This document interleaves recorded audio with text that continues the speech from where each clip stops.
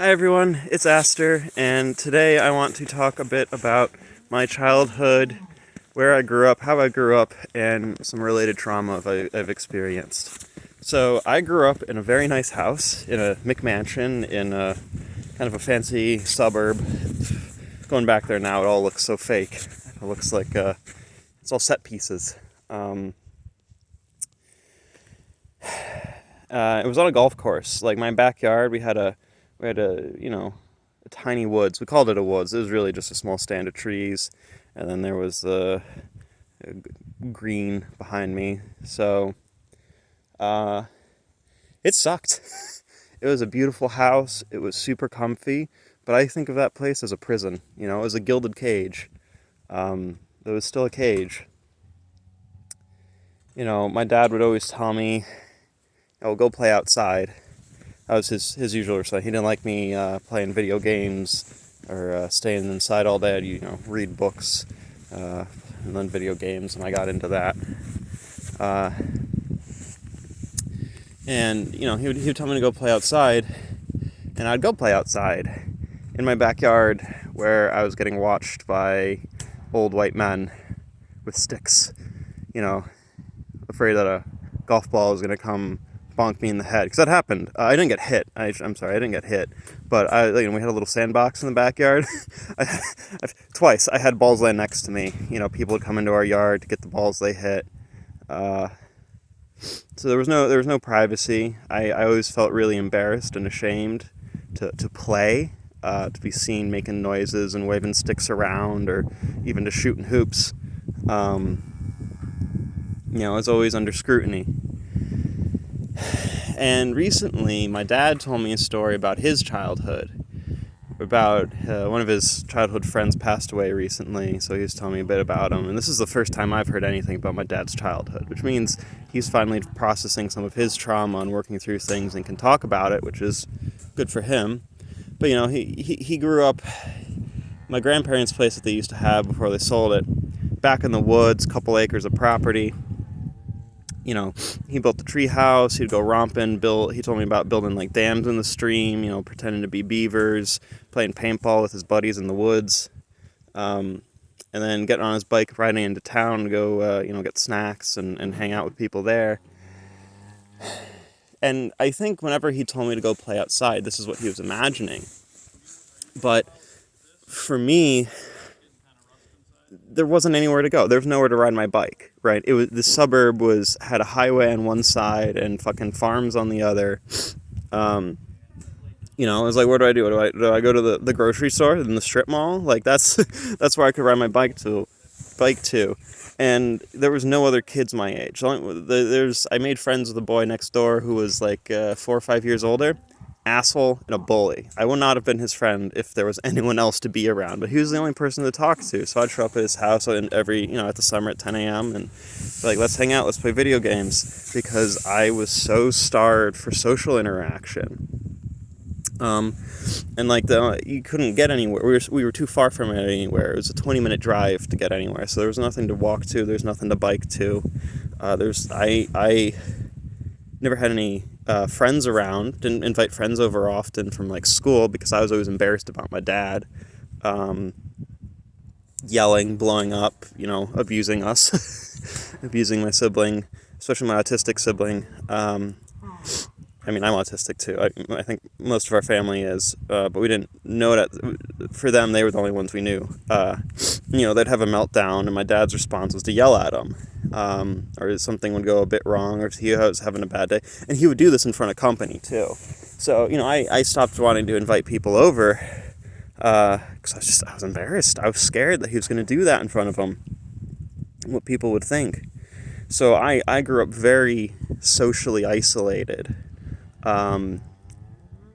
Even though this was the American dream, right? Beautiful house, 2-car garage. We had dogs. No white picket fence, but it sucked. It was miserable. It was a miserable childhood, and this is why I got so into video games, is because it was my only social outlet. It was a way. The internet was a way for me to talk to other people, and two, it was something to do, because I couldn't leave the house, because I didn't get supported in any of my crafts. Eventually, when I got older, like in high school, I'd go to the hardware store and buy my own junk and stuff. But even then, the trauma had set in, and I didn't know what to do. I didn't have the practice, and it didn't take me until a few years ago where I was like confident spending my own money, buying my own things, and like investing in tools, investing in projects, and like really being able to work on things on my own, because I never had that support as a child. Um, and I went to a nice school. My time at Hershey, I think, really saved my life because I did get to experience being a human at Hershey, and it gave me something to look forward to, and it was a safe space for me and a place to enjoy. Um, but most suburban kids don't get that, and I think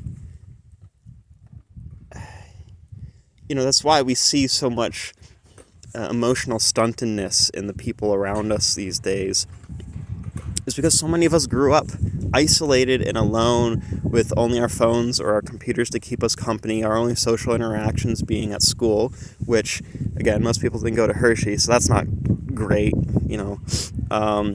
or like clubs and stuff, and it's like you see someone once a week, and seeing someone once a week is not enough time to really build community bonds. Like, that was something I learned at Hershey's. Like, we had such deep community bonds because we saw each other every day, we worked with each other every day, and we socialized every day, because like we had plenty of time to socialize at school, because our work was self-directed. So when we were tired of studying, we talked. When we were tired of talking, we studied, right? And that's why I've never really, not until I got out of college and I decided to, like, no, I'm not going to keep running. I'm going to settle down and I'm going to focus on the people around me. I have not been able to have that same kind of community bond until then. And it's done wonders for my mental health to be able to do that.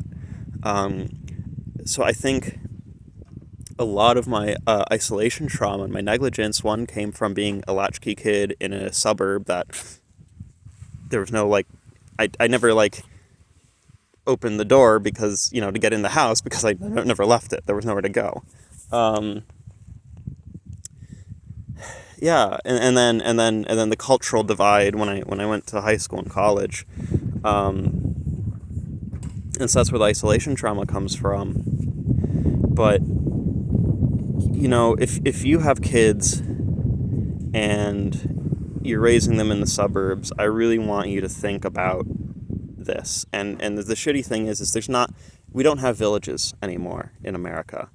There isn't village space, there isn't common space. So there's not necessarily a better place to move, right?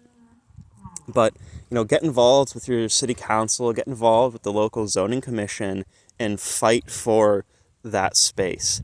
In the city, in the suburbs, hell, even in the country, there's not a lot of common space left. It's all private land, right? We need that to develop healthy social bonds and develop our emotions in a healthy manner, because you need the social feedback to develop, right?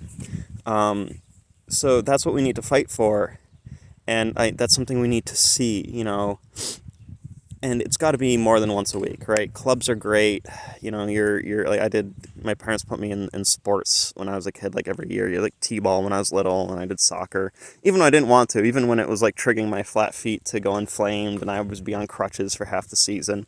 But they wouldn't get me a bow to practice archery. But that's just some petty shit.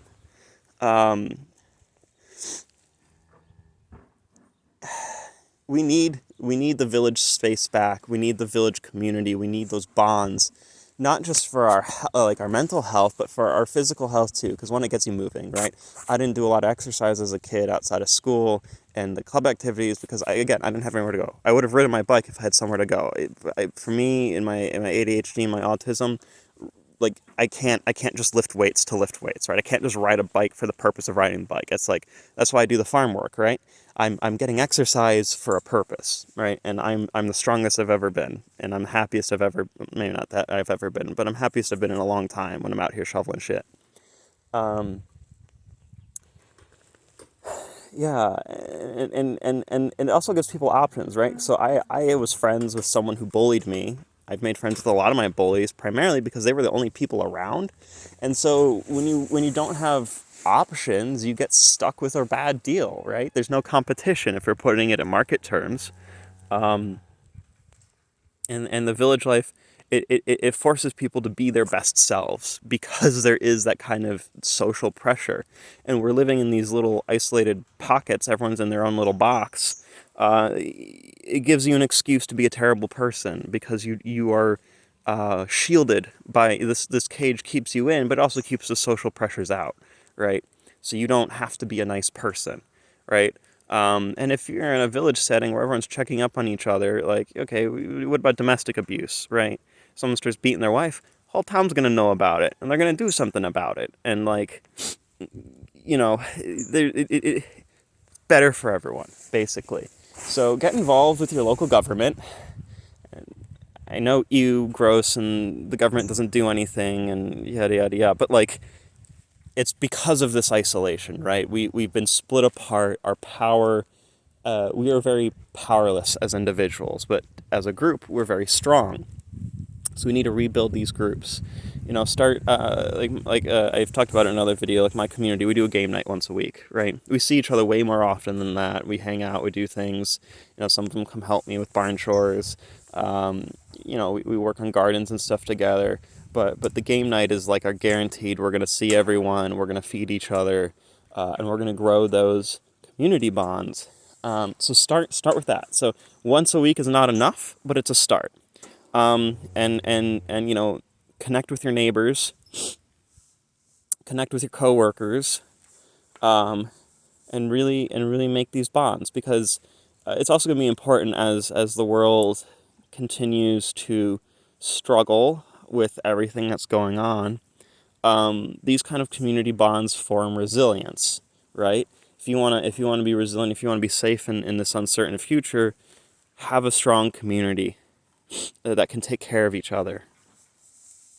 And that'll see you through the hard times.